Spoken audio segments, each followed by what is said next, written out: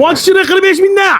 Jab butun deb og'zimni ko'pirtirmayman, lekin yarimta qo'y, yarimta mol, yarimta ot, yarimta toy solib, mana bunaqa to'sh Qazalar qolib ketdi-yu. qazalar bilan birga mochishini qilishni boshladik. O'tgan yili ham sanada qilgandek maza qiluvdinglar. Bu safar yanada maza qilasizlar. Narxlarni eshitib tomosha qilinglar. Aka, hech qilib ishonchli go'shtlaringiz Eng muhimi, mesniy go'shtni ishlatamiz. sifatiga javob berasiz. Javob beramiz. 24 soat qozonda mana shu go'shtni qo'shilib mosh bilan qaynaydi va sizga atiga 45 ming so'mga tushadi. Bugun ham yomoni bo'ladimi deyman. 24 soat qaynagan mochishchiligimiz sadadamiz, qadrdonlar Ibrohim akamning joylar. O'rganib qolibsiz shekilli. Choy yedi, yana rekord qo'yadingizmi? Aka, menga 45 ming so'mlik xalqqa va'da berganimizni ko'rsating, o'shaniyman. Jabuli o'rganib oldi. Choy yesa rekord qo'yib, choy. Joy-joydami deyman. Mash ko'rinishi 45 ming so'm.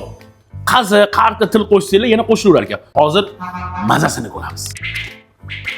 Ibrohim aka, keling aka. Bitta mana shuni mazasini ko'ring aka. Mashina oxirga olib kelsangiz bo'lmaydimi, ha? Ya, qilishdi. Bismillah. Haram bo'lib ketibdi, bu haram. Gap yo'q. 11 da ertalab pishadi, keyingi qozon 6 da pishadi. Sada kelurasizlar, 45 mingdan mochkichlarni yeb ketaverasizlar.